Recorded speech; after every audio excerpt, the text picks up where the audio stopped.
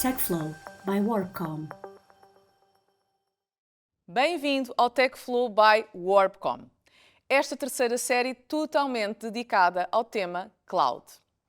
Hoje vamos discutir aqui temas sobre segurança de acessos, políticas de comunicações, como aceder à cloud, de onde quer que esteja e muito mais. E para isso contamos com dois especialistas do mercado. Paulo Pinto, Securing Cloud and Business Transformation na Fortinet. Bem-vindo, Paulo. Obrigado, Ana, e obrigado também pelo convite. Obrigada a nós. E temos também Frederic Reinstand, mais conhecido por Fred, Command Center Manager na WarpCom. Olá, Fred. Obrigado, Ana. É um prazer. Obrigada a nós por estarem aqui connosco. Bom, o tema cloud tem sido um tema realmente muito discutido e quando falamos então no setor das tecnologias de informação, mais ainda, eu diria até que 2020 foi o grande marco em que todas as empresas de facto foram convidadas pelo impulso digital, não é? E isso depois leva-nos aqui a outras questões e eu gostava de partilhar aqui convosco uma investigação da Fortinet, em que identifica que 95% das empresas revelam extrema preocupação com as ameaças de segurança na cloud. Pois bem, Fred, eu gostava até de colocar a primeira questão precisamente aqui a ti.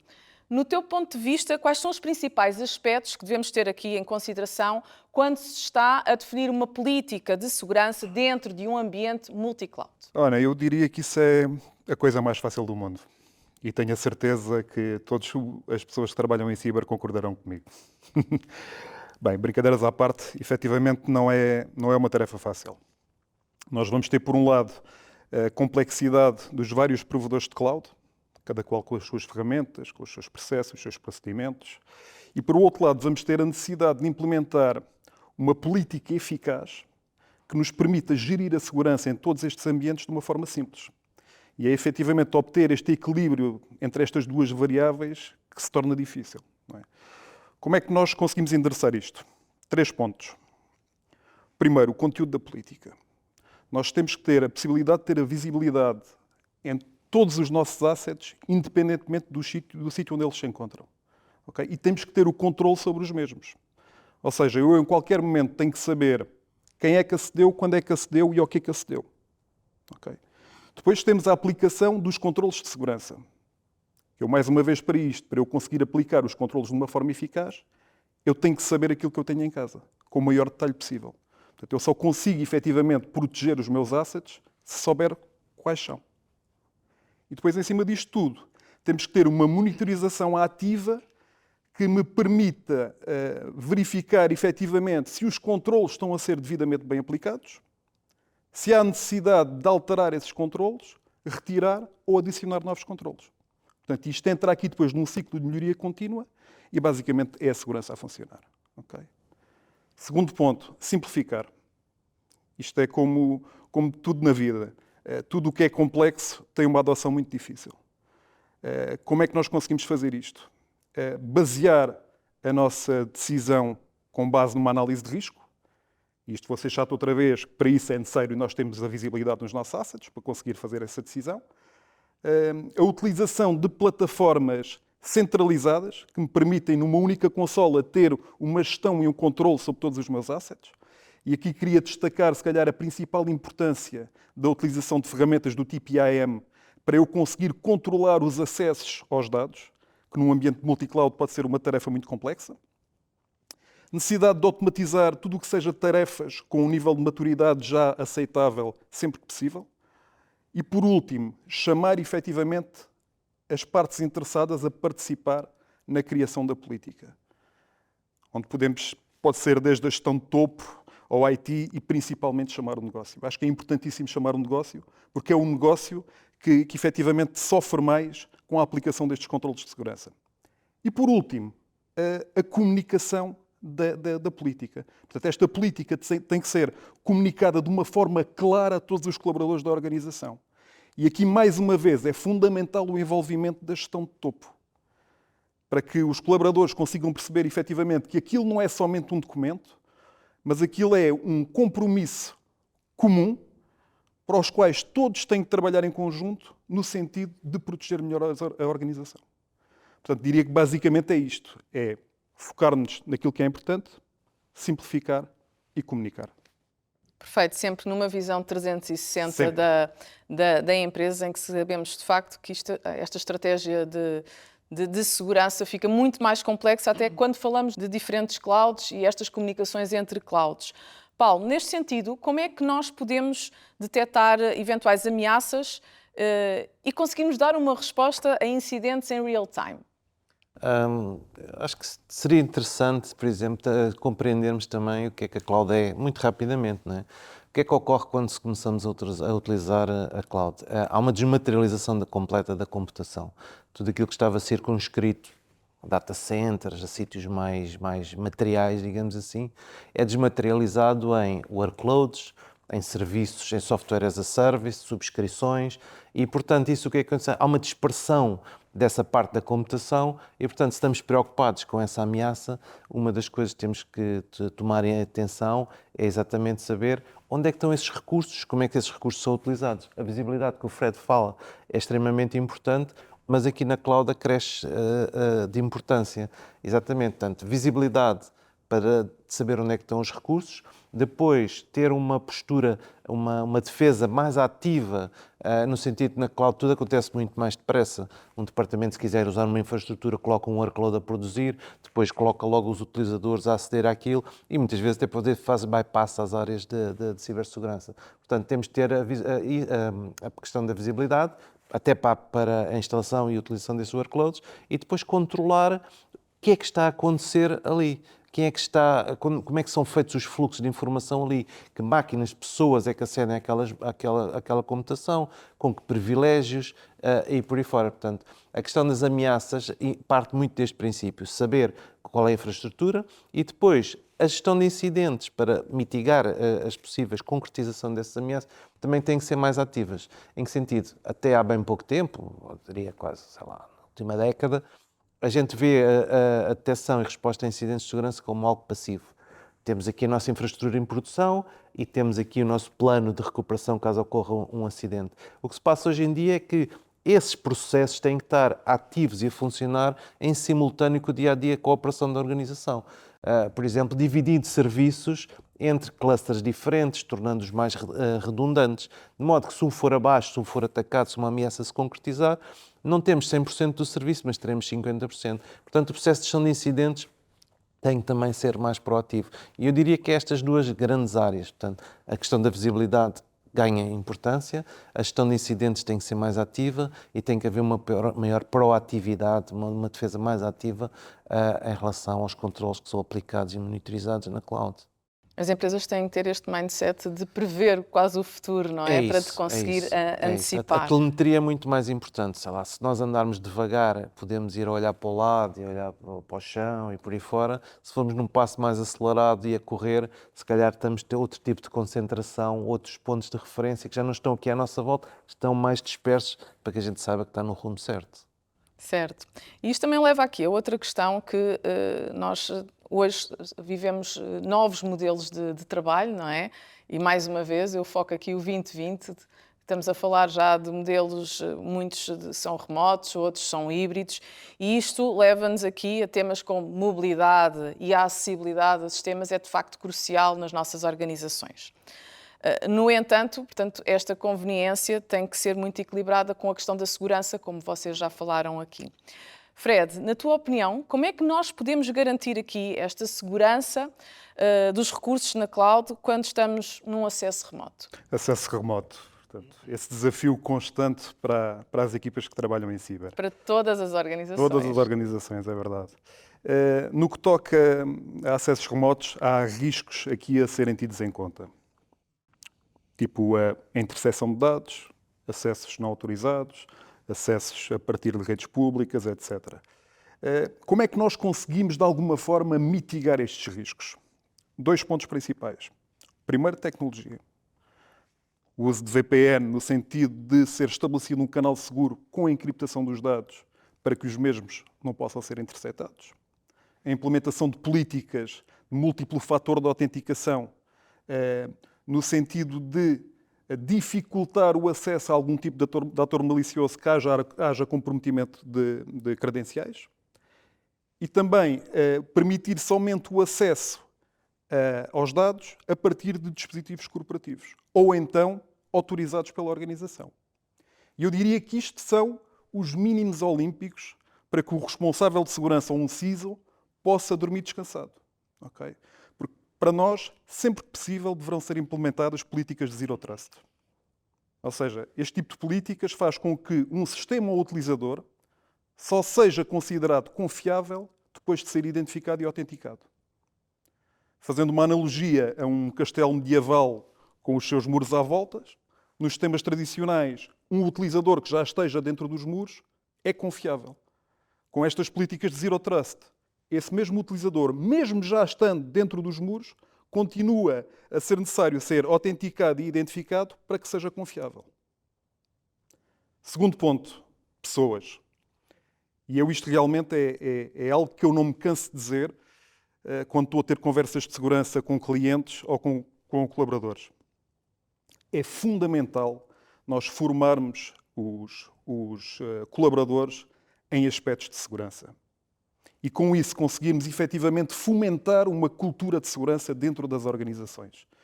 Ou seja, eu se vir a segurança como sendo um escudo, nós temos o dever de ensinar aos colaboradores a importância desse escudo e como é que o devem de usar. Para depois conseguirmos ter efetivamente esta cultura de segurança nas organizações em que todos, mas todos os colaboradores, desde a gestão de topo até ao estagiário, estejam conscientes que têm que trabalhar em conjunto no sentido de manter a organização segura. Ou seja, o que é que eu quero dizer com isto? Nós podemos ter a melhor tecnologia do mundo, as melhores ferramentas, mas se as pessoas não souberem que elas são parte integral da segurança das organizações, vai ser muito mais difícil nós termos sucesso. Portanto, eu diria que, basicamente, para endereçar esse desafio, são estes dois pontos que são necessários. É muito interessante isso que trazes das pessoas e mais à frente até leva-me aqui a uma outra questão, mas antes disso, esta questão das pessoas, tanto de um lado como do outro, não é? E estas questões todas de segurança, leva-nos aqui também a temas como a importância dos backups e a recuperação dos dados, não é? Porque um mínimo erro também de uma pessoa pode nos levar aqui a outros constrangimentos. E neste sentido, Paulo, como é que podemos pensar aqui em melhores práticas, no fundo, para garantir que haja uma proteção de dados quando falamos num ambiente multi-cloud? Neste contexto de proteção de dados em ambiente multi-cloud, mais uma vez, convém ver onde é que fluem esses dados, onde é que eles estão, onde é que eles fluem, ok? E eles fluem naquele processo, imaginemos uma matriz, né? De um lado toda a parte de computação, workloads e infraestrutura on-prem, nas premissas da organização, e do outro lado tudo o que foi falado sobre o trabalho remoto, o trabalho dentro do escritório, portanto toda a dispersão do posto de trabalho e dos dispositivos. Hoje em dia o indivíduo tem 3, 4 dispositivos que utiliza conforme o sítio. E, portanto, temos que cruzar esta informação. Isto vai gerar fluxos de dados a circularem do dispositivo para a parte da computação, depois a dar a resposta e por aí fora, e até do próprio utilizador a introduzir dados no dispositivo. E ver. Portanto, a primeira coisa, aqui aplicam-se os clássicos, não é? Basicamente, identificar esses fluxos, não é? E depois ver como é que estes dados estão classificados, ou como é que é pretendido esses dados serem aplicados controles em termos de quê? Da confidencialidade, da integridade e da disponibilidade. Aqui falamos em questões como, se for confidencialidade, questões de encriptação, questões de role-based access control para saber se a gente identificou, autenticou e autorizou utilizadores a virem ver aqueles dados ou a gerirem aqueles dados, tanto leitura, escrita, alteração desses dados neste panorama que eu descrevi, se eles são autorizados e em que contexto. O contexto que foi falado há bocado do Zero Trust Network Access é importante porque ele pode ter um determinado número de privilégios para aceder aos dados, mas se muda de contexto e se é detectada essa mudança, por exemplo, eu estou num PC a fazer um determinado acesso numa reunião. Depois a reunião estava muito maçadora, levanto-me e estou no portátil ou estou no telemóvel, no corredor a beber um café, ainda a aceder aos mesmos dados. Se é detectada essa mudança, se calhar o dispositivo na política da organização é considerado de menos seguro e ele, por exemplo, pode ler, mas já não pode escrever ou alterar. Portanto, a proteção de dados tem muito a ver com isto, confidencialidade e integridade, e dentro do contexto da organização.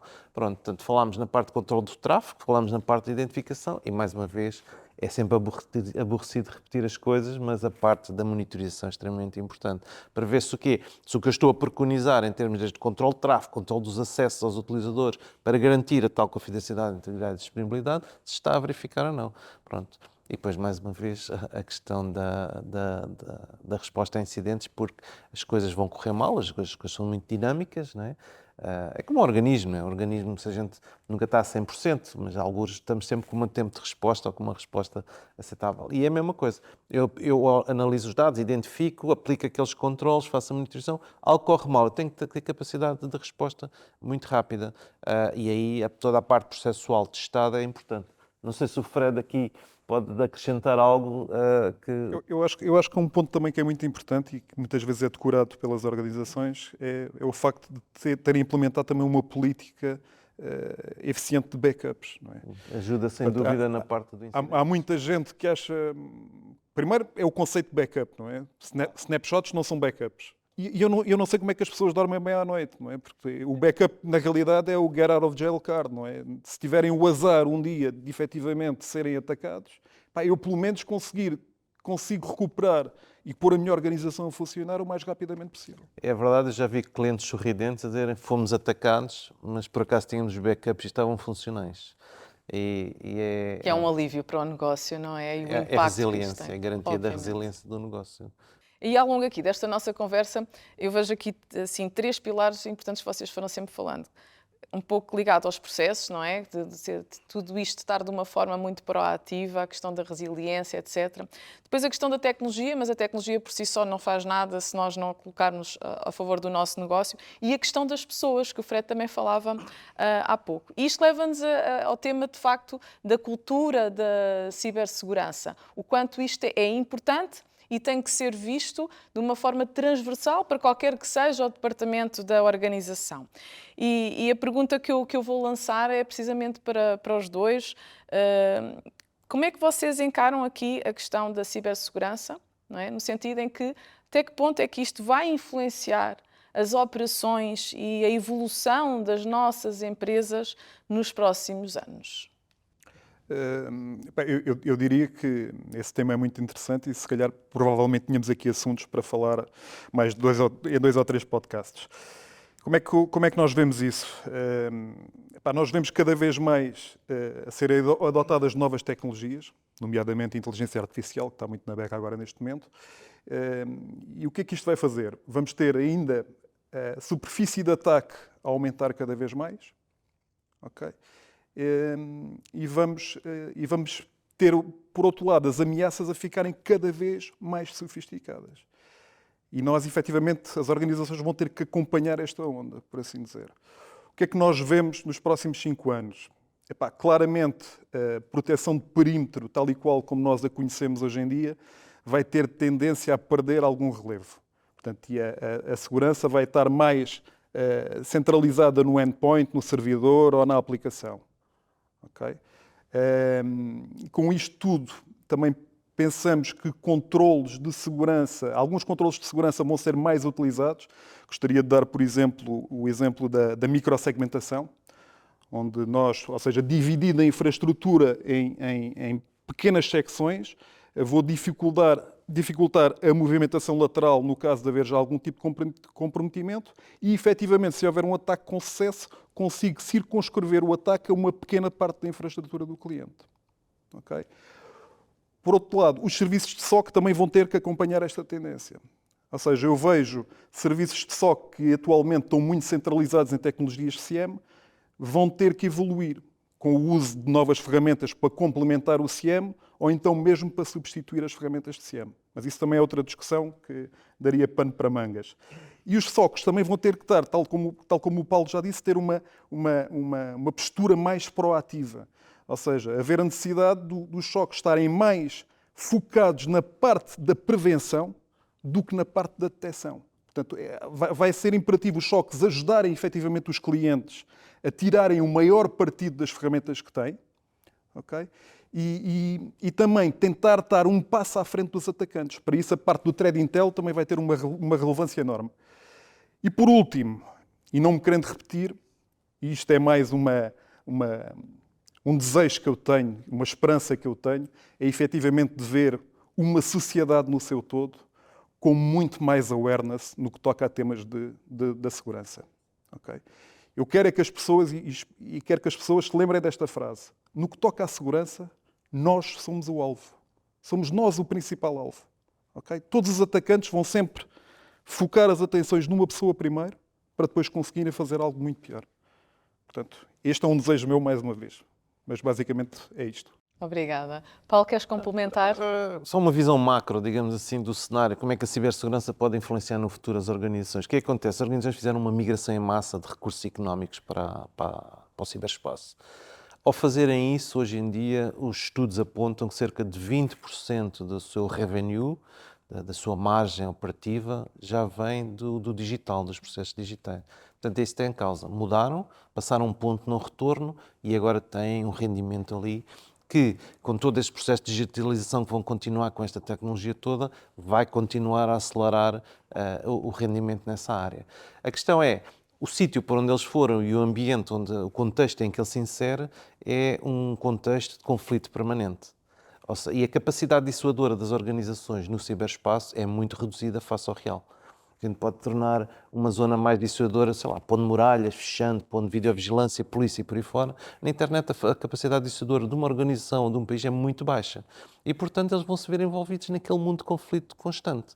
Vão ser testados até ao limite, as suas operações vão ser atacadas, a sua infraestrutura, os seus utilizadores. Portanto, toda aquela camada que existe no ciberespaço, desde a parte tecnológica, a parte dos seus dados, a parte do social, de toda a parte componente humana e de interação humana, vai ser atacada, vai ser testada até aos limites. É esta a realidade da cibersegurança, vai influenciar as organizações. Como é que elas se podem posicionar? Tem que mudar um pouco a mentalidade. Tem que se adaptar, eu diria, em 3 grandes áreas. Medidas ativas de segurança, depois podemos detalhar isso a algures, mas que envolve muito o interagir com o atacante, conhecer antecipadamente quem ele é, saber testá-lo também, de modo a que a vida também não lhe decorra fácil, de modo a que a gente interrompa a cadeia de negócio dele e ele vá à procura de outro alvo. Exatamente. Basicamente é isso que a segurança é, atrasar até o máximo que se conseguir o ataque. Portanto, a parte das medidas ativas, a outra área referido também pelo Threat Intelligence, existe muita informação disponibilizada pelas organizações por fontes públicas de confiança que devem ser utilizadas para a organização saber com o que é que pode contar. É um meio dinâmico, aquilo atualiza-se todos os dias. E por fim, mais uma vez, capacidade de resposta, sem esquecer que também da parte importante, nada disto funciona sem o awareness das pessoas, elas têm que estar consciencializadas, claro. Mesmo ao nível das camadas mais jovens, que aqueles que estiveram agora, por exemplo, fechados em casa, aquela juventude ali, eu diria, nos 17, 18 anos, tiveram quase um ano muito dependentes da digital, sem perceberem o tipo de ataques e que o mundo está a mudar, devia haver muita informação aí. Mas, portanto, as 3 áreas, medidas ativas, a questão do Threat Intelligence e a capacidade de resposta a incidentes de forma também mais ativa e não reativa. Okay. Perfeito, Paulo. E estavas aí a falar, e isto até nos leva a um outro episódio que nós temos aqui da nossa série, que fala exatamente das mãos dadas entre a transformação digital e a cloud, porque é o panorama que vivemos atualmente e que começou, mas não vai terminar. É uma jornada, digamos assim. Pois bem, chegamos então ao fim. Temos aqui mais um episódio dentro desta nossa série de cloud, e este episódio foi dedicado à segurança no ambiente multi-cloud. Muito obrigada, Paulo, e muito obrigada, Fred, pela vossa partilha de conhecimento e por estarem aqui connosco. Foi um prazer. Foi um prazer também da nossa parte. E você que está desse lado, não deixe de acompanhar os restantes episódios do TechFlow by Warpcom. Acompanhe-nos no YouTube e no Spotify. Muito obrigada e até breve.